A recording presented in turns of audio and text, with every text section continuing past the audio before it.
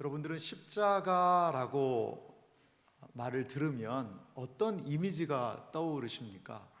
십자가 하면 생각나는 이야기나 생각나는 이미지, 그림은, 심상은 과연 무엇입니까?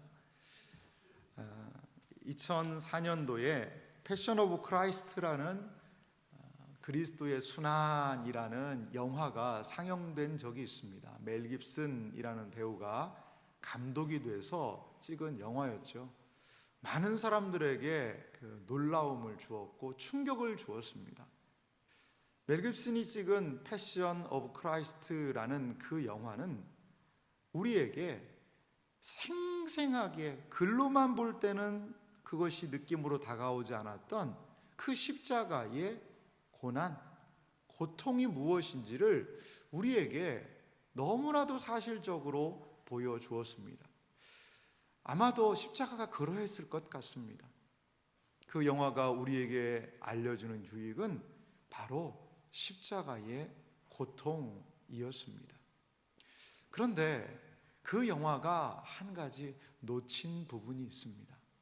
그것은 바로 십자가가 정말 보여주고 싶은 것, 그 십자가의 고통, 고난, 거기에서 예수님이 나를 위해 죽으셨네 라는 인간적인 연민의 정보다도 그 십자가의 영적인 풍성한 은혜가 있는데, 그 영화는 물론 영화의 한계지요. 그것들을 드러내기에는 많은 부분에서 부족함이 있지 않았나, 이러한 생각이 듭니다. 우리는 오늘 읽은 장면을 통해 고난의 절정인 그리스도께서 십자가에 못 박히셔서 달리신 장면, 그리고 그 주님의 좌우편에 행악자들이 함께 있던 이 장면을 오늘 본문은 우리에게 보여주고 있습니다. 예수님과 이들 사이에 과연 무슨 일이 일어난 것일까요? 이들과의 주님의 짧은 대화의 과정 속에 나타난 그리스도의 십자가 곁에 있던 이 사람들을 통하여서 우리가 알 수 있는 주님의 십자가는 무엇인지 오늘 금요일 이 시간을 통하여 함께 살펴보기 원합니다. 먼저 우리가 본문을 통하여서 알 수 있는 것은요, 주님과 함께 십자가에 달린 두 사람이 있었다라는 것입니다. 누가복음 23장 32절부터 33절, 오늘 본문 윗변에 있는 부분을 좀 보면은요, 이렇게 소개하는 부분이 있습니다. 또 다른 두 행악자도 사형을 받게 되어 예수와 함께 끌려가니라. 두 행악자가 예수님과 함께 지금 골고다로 끌려가고 있다라고 이야기를 합니다.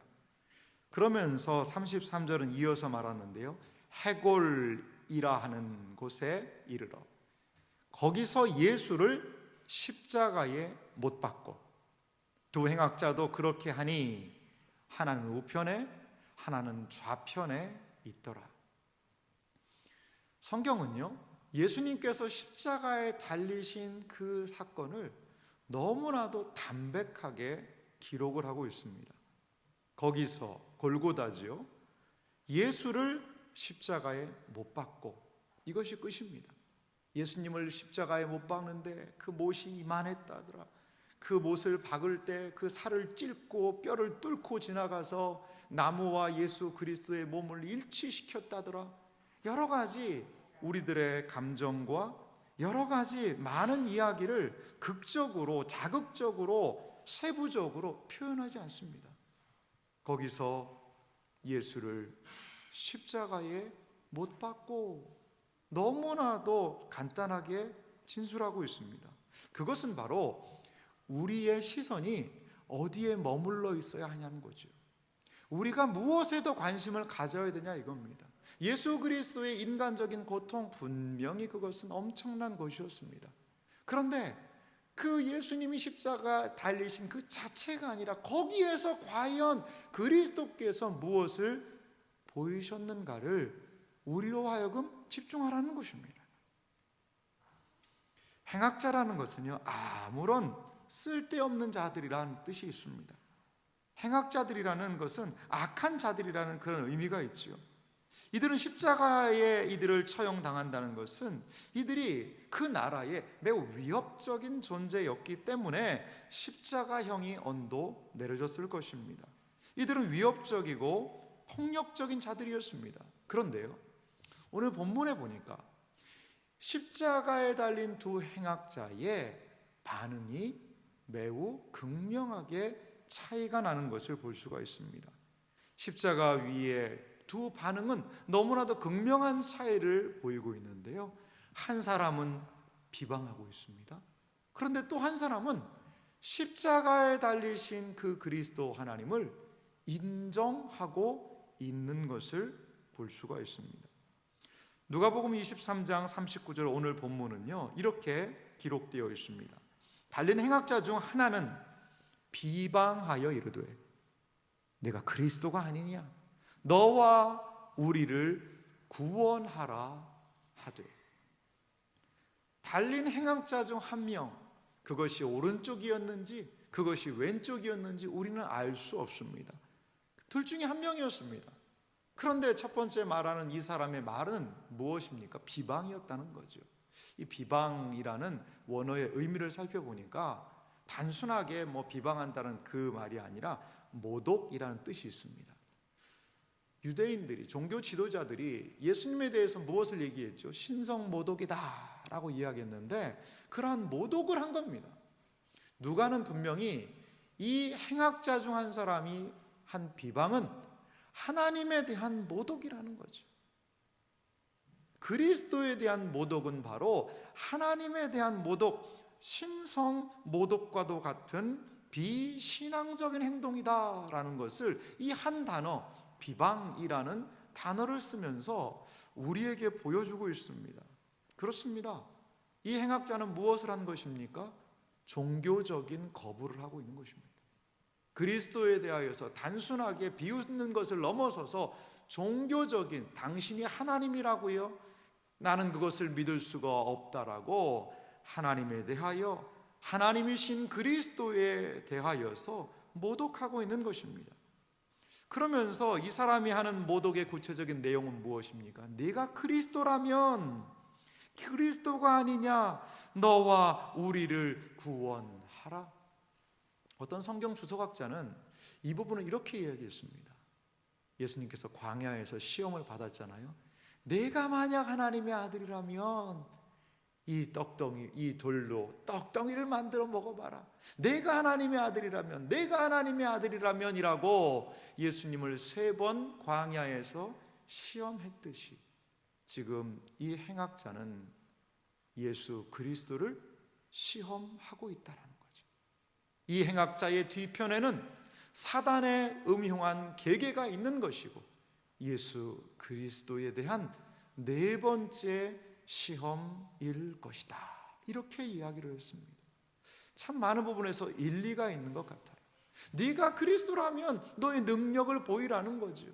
예수님의 사역의 처음에 예수님은 시험을 당하시면서 그 시험을 이기면서 그분의 사역을 시작하셨습니다. 그런데 이제 십자가의 대속의 구원을 이루는 그 마지막 순간까지도 이 예수님의 시험은 계속됐던 것을 볼 수가 있습니다. 사랑하는 성도 여러분, 우리에게도 믿음의 시험이 옵니다. 그 믿음의 시험이 언제까지 우리를 따라다닐까요? 주님 앞에 가는 그날까지 시험이 있을 수 있다는 것, 그것을 오늘 예수님의 십자가가 우리에게 보여주지 않을까요? 지금 이 행악자가 하는 말을 잘 살펴보면 지금 당장 여기서 내려오게 하라는 것입니다. 당신이 메시아고 능력이 있다면 그것을 지금 당장 현실적으로 효용 가치가 있게 지금 사용하라는 것입니다. 지금 배고프니 돌로 떡을 만들어 먹고 지금 나에게 경배하면 내가 지금 무엇인가를 줄 수 있을 것이다 라고 이 사람은 기대하면서 이야기하고 있지 않습니까? 그렇습니다. 우리는 신앙생활을 하면서 과연 이 신앙이 지금 현실적으로 실용적으로 나에게 무슨 가치가 있을 것인가에 대한 저울질을 때로 할 때가 있습니다. 이 사람 한편에 있던 이 사람도 그것을 이야기하고 있다는 겁니다. 이 사람은 자신의 잘못을 뉘우치지도 잘못을 인정하지도 않는 완고함을 가지고 지금 예수님을 비방하고 있습니다. 하나님의 사람 존 칼빈은요, 이 부분을 이렇게 주석을 해놨더라고요. 어떠한 처벌도 굽히지 않는 악인들의 마음이 얼마나 강철 같은가 하는 점이 여기서 드러납니다. 악인의 그 완고하고 강철 같은 마음, 완고함이 여기서 드러난다라고 이야기하고 있습니다. 하지만 한편의 사람은 이렇게 누가복음 23장 40절에서 말합니다. 하나는 그 사람을 꾸짖어 이르되 내가 동일한 정죄를 받고서도 하나님을 두려워하지 아니하느냐. 41절 이어서 말합니다. 우리는 우리가 행한 일에 상당한 보응을 받는 것이니 이에 당연하거니와 이 사람이 행한 것은 옳지 않은 것이 없느니라 하고. 두 번째 행악자는 첫 번째 행악자를 꾸짖습니다. 여기에서 꾸짖는다는 것은 예수님께서 귀신을 꾸짖다라고 할 때와 동일한 단어가 기록이 되었습니다. 두 번째 행악자는요, 자신의 무엇을요? 죄를 인정합니다. 내 죄가 있다는 거죠. 나는 죄를 지었고 너도 죄를 지었지 않느냐. 하지만 이분 예수님은 죄가 없으신 분이다라는 것을 분명히 하고 있습니다. 십자가는요, 어떤 일을 벌이고 있습니까?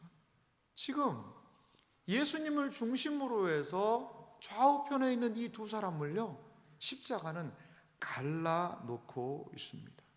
십자가를 통해 두 사람은 삶이 갈라졌습니다. 이들은 원래 한 목소리를 내던 사람들이었다고 성경이 말합니다. 마태복음 27장 44절에 보니까요, 이렇게 말합니다. 함께 십자가에 못 박힌 강도들도 이와 같이 욕하더라. 십자가 아래에 있던 종교의 지도자들, 관리들, 군인들, 이 사람들은 주님을 욕하고 비방했습니다. 비난했습니다. 그런데 십자가에 있던 이 두 사람도 함께 못 박힌 강도들도 이와 같이 욕했다라고 이야기합니다. 한 사람만 욕한 것이 아니라 둘 다입니다. 복수입니다. 그런데 어떻게 이러한 일이 일어났냐는 거죠. 어떤 성경 주석학자는요, 원래 갈보리 십자가의 중앙에 이 바라바가 있어야 된다는 거죠. 바라바와 아마도 바라바와 함께 추종했던 그 두 사람이 거기에 십자가에 못 박혔던 것이 아닐까라고 생각하는 분이 있습니다. 우리는 이 사실을요, 정확하게 알 수 없어요. 하지만요, 알 수 있는 한 가지가 있는데요, 이 예수님 좌우편에 있는 이 사람들의 행동은요, 십자가를 지는 행동을 동일하게 했다는 것입니다. 그 행동의 결과는 무엇입니까? 십자가죠. 그렇게 이 두 사람은 많은 일치된 삶의 모습을 지금까지는 보여왔고, 심지어는 십자가에서도 예수님을 동일하게 욕하던 사람들이었다라는 거죠. 함께 욕하던 이 사람들 사이에 지금 균열이 발생하고 있습니다. 한편 행악자에게 변화가 일어나고 있다는 거죠. 과연 그 한편, 우리는 이 사람을 구원받은 행악자요, 구원받은 강도라고 하는데, 과연 그 사람 안에는 무엇이 일어난 것일까요? 그 사람이 그 십자가 위에서 만났던 주님, 그 십자가에서 경험했던 주님의 십자가는 과연 어떠한 의미였기에 이 사람을 구원으로, 이 사람을 다른 편에 있는 그 사람과는 다른 십자가가 이 둘을 분리시키는 그러한 것을 경험하게 된 것일까요? 첫 번째로 구원받은 행악자가 바라본 십자가의 특징은요, 십자가는 고난 속의 구원이라는 것을 이 사람이 경험했다라는 겁니다. 십자가는 분명히 고난이에요. 그런데 그 고난 안에서 이 사람은요, 무엇을 보았습니까? 구원을 보았다라는 거죠. 그래서 누가복음 23장 42절은 이렇게 말하고 있습니다. 이르되 예수여, 당신의 나라에 임하실 때에 나를 기억하소서. 성경에 나를 기억해달라라는 말이 있어요. 나를 기억해달라는 그 의미는 뭐냐면 그 하나님을, 그 사람을 의지한다라는 표현이 기억해달라는 말 안에 포함이 되어 있습니다. 여러분, 하나님이 기억하시면 무슨 일이 일어날까요? 하나님이 기억하시면 하나님께서 그 언약대로 이루신다는 의미가 있어요. 하나님이 기억하시면 하나님이 약속하신 모든 은혜를 부어 주시겠다라는 그러한 의미가 거기에 있다라는 겁니다. 주님이 기억하시면 은혜가 일어납니다. 주님이 기억하실 때에 거기에서 진정한 복이 있다라는 거죠. 이 사람은 지금 그것을 구하고 있습니다. 나를 기억해 주십시오. 당신을 믿고 의지합니다 라고 그 십자가상에서 예수님을 향하여 고백하고 있습니다. 이 사람, 그 행악자가 바라본 것은 무엇이었을까요? 바로 하나님의 구원이었습니다. 모두가 다 그리스도의 고난에 집중하고 있습니다. 십자가에 못 박히셔서 죽었습니다라는 그 그리스도의 고난에 집중하고 있을 그때에, 그리고 그것을 조롱하고 비방하고 때로는 그리스도의 고난에 대하여서 밑에서 우는 여인의 무리들, 내 어머니라라고 했던 그 요한의 모습이 있어서 주님을 안타깝게 하던 사람들도 모두가 다 십자가에서의 주님의 고난을 바라보고 있는 것이었죠. 하지만 이 사람은, 십자가 옆에 있던 이 한편의 이 행악자는 고난 너머에 있는 구원을 지금 바라보고 있다라는 겁니다. 그는 그리스도를 통한 구원을 바라보았습니다. 하나님의 구원은 십자가에서 이루어집니다. 하나님의 구원은 십자가를 통해서 이루어집니다. 그리스도가 고난을 받으셔야 구원이 임하게 된다라는 겁니다. 이사야 53장 4절에서부터 6절은 이 사실을 이렇게 명백하게 우리에게 미리 700년 전에 예언했습니다. 그는 실로 우리의 질고를 지고 우리의 슬픔을 당하였거늘 우리는 생각하기를 그는 징벌을 받아 하나님께 맞으며 고난을 당한다 하였노라. 그가 찔림은 우리의 허물 때문이요 그가 상함은 우리의 죄악 때문이라. 그가 징계를 받음으로 우리는 평화를 누리고 그가 채찍에 맞음으로 우리는 나음을 받았도다. 우리는 다 양 같아서 그릇 행하여 각기 제 길로 갔거늘 여호와께서는 우리 모두의 죄악을 그에게 담당시키셨도다. 많은 사람들은 메시아는 영광스러운 존재로 무엇인가를 할 것을 기대했습니다. 메시아가 와서 우리를 구원한다면 정치적으로, 군사적으로 우리를 독립시키고 해방시킬 것이라고 기대했습니다. 하지만 성부 하나님께서는 이사야 53장의 이 예언을 십자가에서 성취하시며 그 고난을 통한 구원을 지금 이루고 계신다라는 것입니다. 그렇습니다. 이 사람 그 행악자는 지금 십자가에서 고난 당하신 그리스도의 그 십자가의 의미를 해석하고 있는 것입니다. 그것을 깨닫게 되었다는 것입니다. 십자가의 고난의 해석자가 되어서 그리스도로 말미암는 고난 속에 있는 구원을 지금 그는 꿰뚫어 보고 있습니다. 그래서 그에게, 그 예수 그리스도에게, 십자가에 달려있는 그분에게 많은 사람들은 구원이 십자가에서 내려오는 것이 구원이 아니냐라고 외치는 그때에도 고난 안에 있는 하나님의 구원의 놀라운 계획을 그는 보았고 그리스도에게 자신의 구원을 의탁하고 있었다라는 겁니다. 여러분, 이렇게 십자가는 우리에게 구원이라고 이야기합니다. 단순하게 그 영화에서 참혹하게 찢겨 죽인 하나님의 아들의 비참함만을 드러내는 것이 아니라 이것은 구약의 예언의 성취요, 그 고난을 통과하여 하나님의 구원이 우리에게 미치게 되는 하나님의 원대하신 구원의 계획이 여기에서 이루어졌구나, 그것을 이 십자가는 우리에게 보여주고 있다는 겁니다. 이 사람은 십자가 고난의 해석자로 지금 주님의 옆에 있습니다. 우리의 주님의 이름은 예수였습니다. 예수의 이름의 의미를 마태복음 1장 21절은 이렇게 말하고 있습니다. 아들을 낳으리니 이름을 예수라 하라. 이는 그가 자기 백성을 그들의 죄에서 구원할 자이심이라 하니라. 십자가는 예수의 성취가 일어난 곳이었다는 거죠.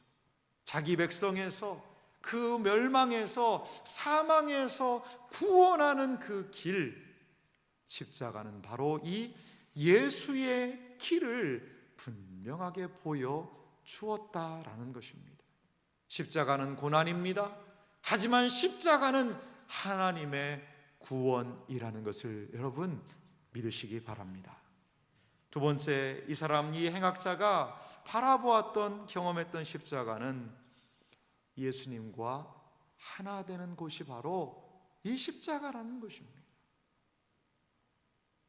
로마서 6장 5절 말씀에 보니까요, 예수님과 이 하나 되는 과정에 대해서 이렇게 좀 설명된 부분이 있습니다. 제가 읽어보겠습니다. 만일 우리가 그의 죽으심과 같은 모양으로 연합한 자가 되었으면 또한 그의 부활과 같은 모양으로 연합한 자도 되리라.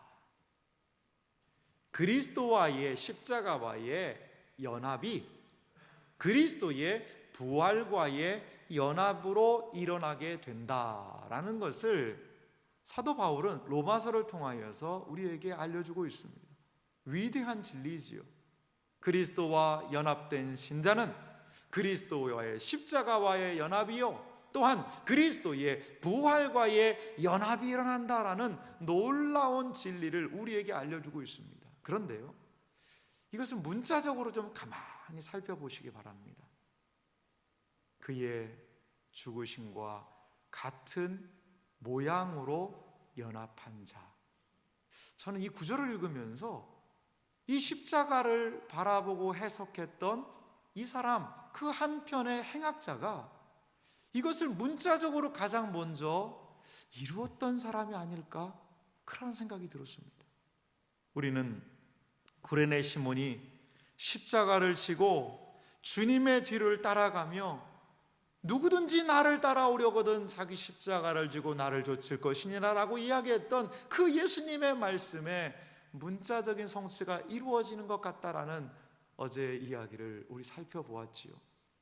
예수님의 뒤를 따라가며 십자가를 지고 그 뒤를 따라갔던, 그 의미를 따라갔던 것이 구레네 시몬의 첫 문자적인 따름이요 모습이었다면, 지금 십자가 옆에 달려있던 이 사람, 이 행악자의 이 모습 또한 주님의 십자가를 인정하고 주님을 구주로 고백하고 주님과 똑같은 모습으로 연합한 자가 된 그 모습은 아닐까 생각해 보게 됩니다. 사랑하는 성도 여러분, 지금 이 사람은 그의 죽으심과 같은 모양으로 연합한 자가 되었습니다. 이 말씀을 어떤 측면에서는 문자적으로 이루고 있다라는 것입니다. 사랑하는 성도 여러분, 그리스도와 내가 십자가를 통하여 내가 그리스도와 함께 십자가에 못 박혔나니 이제는 내가 사는 것이 아니오라는 갈라디아 2장 20절의 그 위대한 고백은 결단코 그냥 추상적인 고백만은 분명히 아닐 것입니다. 아닐 거예요. 사랑하는 성도 여러분, 우리는 우리가 십자가에 못 박혔다라고 생각을 합니다. 하지만 한 번도 그 강도를 바라보면서, 그 사람을 바라보면서 저것이 나의 모습일까라고 생각하기는 쉽지는 않습니다. 그저 예수님을 따라갈 때에 조금의 어려움이 있겠지, 신앙생활 한다는 것은 뭐 쉽지는 않겠지 라는 정도로 우리는 생각합니다. 하지만 이 한편에 있는 강도는 로마서 6장 5절에 그리스도와 연합한 자가 무엇인지를, 십자가의 의미를 기억하고 주님과 함께 고통받으며 주님의 그 고통까지도 이해하고 용납하며 따라가는 모습을 우리에게 보여주는 것은 아닐까요? 사랑하는 성도 여러분, 십자가를 진다는 것의 의미는 무엇일까요?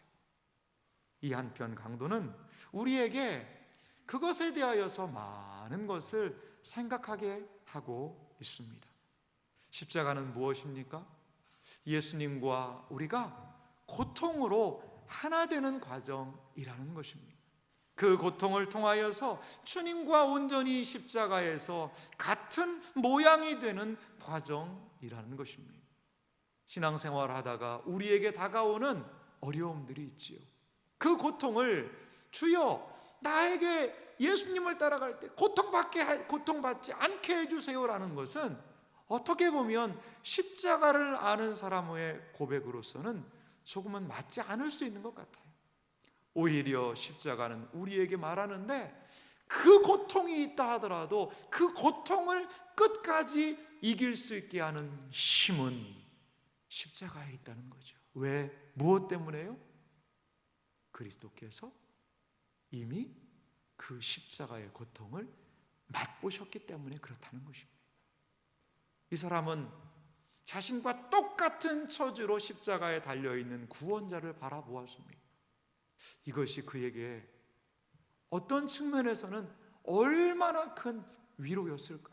나를 구원하실 분이 나와 같은 모습으로 여기에 계시다는 그것, 이것은 그에게 있어서 위로요, 자신의 고통을 감내하며 이겨낼 수 있는 또한 힘의 근원이 되지 않았을까요? 사랑하는 성도 여러분, 고통이 왔을 때, 시련이 왔을 때 왜 나에게 이러한 고난을 주십니까? 라고도 이야기할 수 있죠. 그래요. 왜? 힘드니까요. 어려우니까요. 하지만 주님의 십자가가 우리에게 말씀하고 있고 우리에게 이야기하는 바는 무엇입니까? 사랑하는 아들아, 사랑하는 딸아, 내가 이미 십자가에서 너의 고통을 맛보았노라. 너의 고통은 오히려 나와의 연합의 하나의 방편일 수도 있다라는 것을 십자가가 우리에게 보여주는 것은 아닐까요? 사랑하는 성도 여러분, 우리에게 찾아온 고난 묵상하십시오. 우리에게 찾아온 좌절 묵상하십시오. 우리에게 찾아온 때로는 비난과 배신 묵상하십시오. 그리고 그리스도께서 지셨던 그 십자가에 있던 배신과 배반과 조롱과 고통과 멸시와 이해해주지 못함, 알아주지 못함, 그것을 십자가를 통하여 묵상하십시오. 그러할 때에 우리의 고난은 단순히 지나가는 고난이 아니라 그리스도와 우리를 일치시키는 그러한 고난이 되지 않을까요? 그렇습니다. 이 사람은 십자가를 통하여 예수님과 하나 됨을 그리스도의 옆에서 발견했던 사람이었습니다. 마지막으로 이 사람이 누렸던 이 십자가의 은혜는 무엇이었습니까? 그것은, 십자가는 주님과 함께 영원을 시작하는 자리가 되었다는 것을 우리는 예수님의 말씀을 통하여서 확인할 수 있습니다.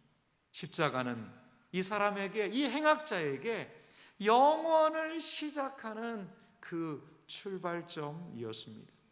누가복음 23장 43절 오늘 본문에서 예수님은 이렇게 말씀하십니다. 예수께서 이르시되 내가 진실로 내게 이르노니 오늘 내가 나와 함께 낙원에 있으리라 하시니라. 아멘. 예수님은 십자가에서 자신을 나타내셨습니다. 예수님은 누구십니까? 그분은 바로 생명의 창시자요 구원의 완성자이십니다. 그것이 십자가에서 지금 드러나고 있다는 거지요. 이 행악자는 주님과 함께 십자가에 달려 있으면서 구원의 주님을 알아보았고 주님과 자신의 모습을 일치시키고 있으며 이제 그는 무엇을? 그리스도의 그 십자가를 통하여 주님의 말씀을 통하여 낙원을 바라보고 있습니다. 주님과 함께할 낙원을 십자가를 통하여서 기대하고 있다라는 것입니다. 어떤 사람들은 이렇게 이야기합니다. 야, 이 사람은 일평생 자기 마음대로 살고 죄짓고 살다가 마지막에 저렇게 구원을 받았구나. 야, 나도 예수 믿는 거 힘들고 어려운데 죽기 바로 직전에 5분 전에 주님, 제가 주님 믿습니다. 아이고, 이렇게 해서 천국 가면 이거 정말 더 좋지 않을까라고 그렇게 생각하고 이야기하시는 분도 계세요. 그런데요, 이 상황을 좀 바꿔서 이렇게 한번 설명해 보면 어떨까요? 여러분, 어떤 분이 나에게 돈을요 100억을 줬어요. 100억. 뭐 내일 아니라고 별로 안 놀라시네요, 여러분. 100억을 줬어요. 100억. 뭐 피부에 와닿지도 않죠, 100억이라는 돈이. 한 10억이라고 그럴까요, 그럼요? 아파트 한 채가 그냥 들어온 거예요, 10억. 얼마나 여러분 기분 좋겠어요. 그거 10억 가지고 뭐 하실 거예요, 여러분? 우와! 라고 했는데 그 10억 받고요 5분 뒤에 죽었어요. 10억을 받았는데 그거 끌어안고요 5분 뒤에 죽었어요. 그럼 뭐라고 그럴까요? 이야, 저 사람은 행복한 사람이야, 돈 끌어안고 죽었네, 이럴까요? 뭐 극단적인 얘기긴 합니다만 그 돈을 10억을 받았으면 사용하고 거기서 나눠주고 또 본인의 필요를 따라서 하고, 그게 참 또 얼마나 재밌는 거 아니겠어요? 신앙생활도 마찬가지예요. 우리를 구원시키고 구원의 놀라운 은혜들을 하나님께서는 이 땅에 가득히 심어 놓으셨거든요. 근데 이분은요 그거 누릴 시간도 없이 바로 그냥 하늘로 낙원으로 직행했습니다. 직행했어요. 사랑하는 성도 여러분, 이 땅에서의 삶이 고달프고 힘든 삶이지만 주님의 은혜가 있습니다. 그리고 또한 이 땅에서는요 우리에게 분명히 주님께서 원하시는, 주님이 이 땅에서 이루시고자 하는 사명이 있는 거예요. 어떤 사람이 그렇게 얘기하더라고요. 낙원에서 가장 후회하고 있는 사람이 있는데 그 사람이 바로 뭐 낙원에 후회가 있다는 것 자체도 말이 어폐가 있습니다만 이 한편 강도 이 사람이라는 거예요. 아이고, 내가 좀 일찍 믿을 걸 하고 있다는 거죠. 우리를 구원하시고 우리에게 그 구원의 은혜를 맛보며 살아갈 수 있는 이 땅의 삶이 있다는 것은 또한 이 사람, 이 한편의 행악자가 맛보지 못한 하나님의 놀라운 은혜라는 것입니다. 사랑하는 성도 여러분, 우리 주님께서는 지금 가장 이 연약한 자리에서 이러한 놀라운 하나님의 구원의 역사를 선포하고 계십니다. 아무도 그리스도의 십자가에서 발견하지 못한 진리를 지금 그 한편 행악자는 그 십자가에서 발견하였습니다. 수치와 조롱, 저주의 자리인 이 십자가이지만 이 사람은 그 십자가에서 사망을 생명으로, 수치를 영광으로, 파멸에서 구원으로, 죄인에서 세상의 진정한 왕 되시는 그 주님을 만났다라는 것입니다.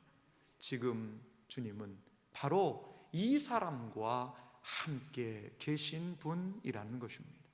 사랑하는 성도 여러분, 우리에게 십자가는 과연 무엇입니까? 우리는 십자가 곁에서 무엇을 바라볼 수 있습니까? 십자가는 과연 우리를 무엇으로 어디로 이끌고 인도하고 있습니까? 십자가는 하나님의 놀라운 구원이라는 것을 믿으시기 바랍니다. 십자가를 통과하여서 우리는 그리스도와 온전한 연합을 이룰 수 있다는 것을 여러분 기억하시기 바랍니다. 십자가는 해석되지 않는 이 땅에 살아가는 우리의 고난을 해석할 수 있는 유일한 근원이 바로 십자가입니다.